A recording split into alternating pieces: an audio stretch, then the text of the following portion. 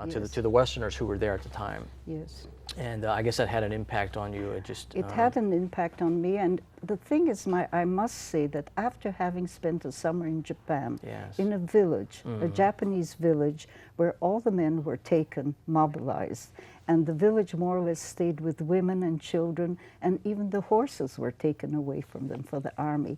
And people, the women were so courageous and never complained, and I think at that time they really did not understand what was going on. I see. I could not feel hatred for the Japanese. So that when they were in Shanghai and they came as an occupying army, Yes. and you know, it was quite scary and everything. I always thought of the way they were in Japan. Yes. Because I'm convinced when you put on uniforms and people Yes. and they're in terrible situations Right. where they kill and they get killed, Yes.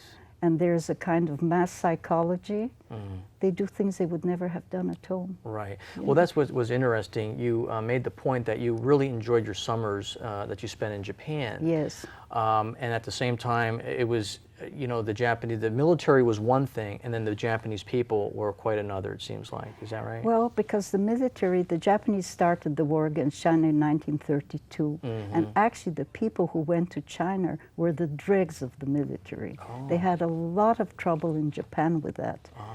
The government did not want to accept them.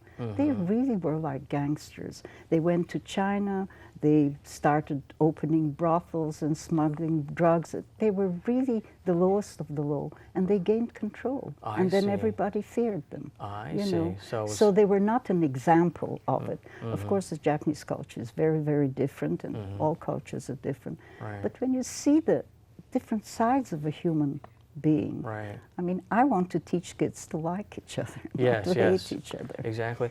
Well, I mean, you know, the lessons of the past should be applied to the lessons of the present. Yes. How do you see what's happening today in the world? I mean, compared to what you lived through. But you know, they say in France, plus c'est différent, plus c'est la même chose. The more it's different, the more it is the Stays same. the same. There's not much difference. People are human beings. What has changed are the type of arms we used. Yes. We can be much more destructive. Right. There are a lot of wonderful soldiers who are doing their best and who are wonderful people Right. and who are idealistic. But none of us know how we're going to act when we are put in a certain position. Right, right. So I think that human beings haven't changed. We can try to be above that and just try our best, I think. Right. But it's very difficult in times of war. Yes. And I think, you know, when I look at what is happening, of course I like women to have rights. Of course I think it's horrible the way women were treated in the Middle East. And generally, you know, Right. people should have their rights. Yes. So in order to change a situation, it's always a bloody matter. The French Revolution beheaded 3,500 people a day. Really? But we got liberty, supposed to be, democracy, equality, and Right. fraternity. Right. But how many people were killed? One died. You know, we forgot that. Right. And so, you know, It seems like it's just recycling It's all over recycling. again. The lessons for the Middle East from what you experienced in China under the Japanese occupation, is there any parallels there that you see? you know, it's completely different because the Chinese were a mass of millions of people who had been mistreated, not only by the foreigners, but Yes. by their own People. people. Right.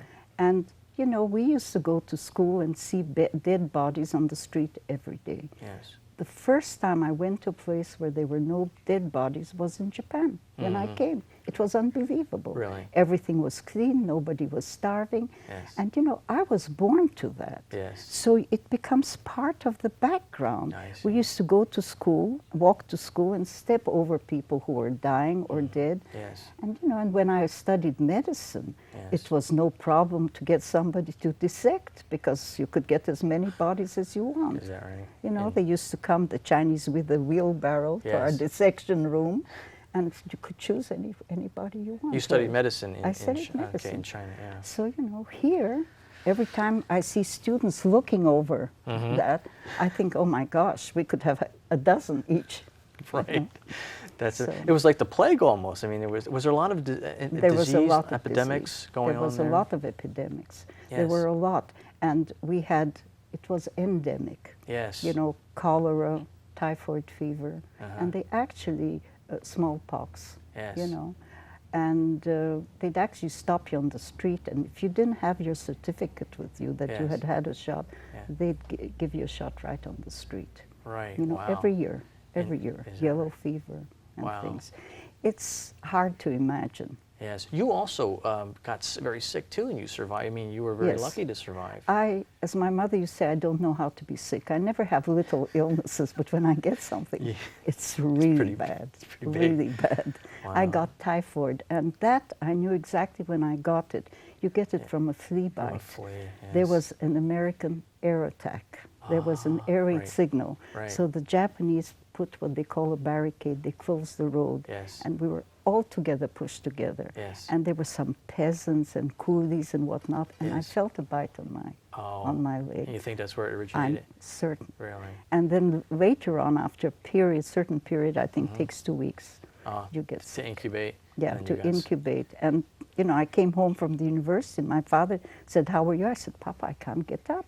Yes. I was just You were finished. flattened. And I was sick for 6 months. Really? You also have a younger sister? Yes. Okay, and your book talks about you had great spirit. I mean, the war didn't really affect you. You just Because I love human beings. fought through it. And Yes. because I'm not scared and I'm optimistic. What can I say? You were it's so a optimistic. character. Yeah. It's a character. When I used to sit and study under the staircase, which was supposed to be the safest place when they bombed, Yeah. osteology, and bombs fell and the curtains swished as the house shook. My mother would say, "How can you study?" I'd say, "What? I Yes. didn't even notice." Right. You know, so impossible. That's amazing. Do you feel that the war in China was overshadowed by what was happening in Europe, or do you feel that the story has been told enough about what happened in Asia? And I'm also just thinking about it. Iris Chang, are you familiar with the author Yes. who recently Yes, committed yes. suicide? She wrote about the Nanjing massacre and the atrocities there. She felt that it was just that there just wasn't. The story hadn't been told. What was your feeling? Well, first of all, she told a story that had been told to her.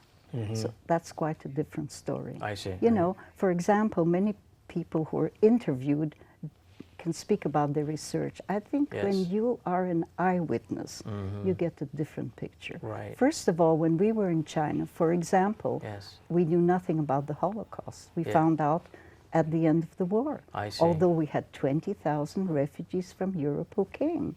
But obviously they hadn't been in the camps because they Yes. managed to escape. I see. So you're thinking how to survive in your situation. I see. Right. You know? And but that period, Shanghai was you had foreigners coming in, and it was a different atmosphere at that time. What are some of your best memories of the period? I have very good memories because I had a happy family life. I Yes. loved going to school. I loved my friends, and I loved boys. There was Mm-hmm. plenty of boys. They were of all nationalities. They Yes. had dances Yes. that I loved. The Russian schools had folk dances, Russian folk dances that were danced in the period of the Tsars. And then they had tangos, and it was fun. So I Yes. just studied very hard and then enjoyed myself very much, sort of very innocent compared to today. Right. So it was a kind of protected life, you know. Then there were the foreigners, whom we called foreigners, who were like the British or the Americans. They lived a life of glamour, you know, a very, in a way, unnatural life. Yes. Because many of them were just small officials somewhere, and they came and they were treated like kings. They had everything was paid for them, and you know they had their own snobbish society, Right. and the servants brought up the children. So it was just a completely different life. Right. But what we did have is mixing with different nationalities, and that is a very good lesson. At least with me, just no prejudices against anyone. The Yeah. same thing with my parents. Right. It's not that I have to convince myself. I just don't have it. Right. I see. No prejudice of race or age or religion. I think this is a blessing. Yes.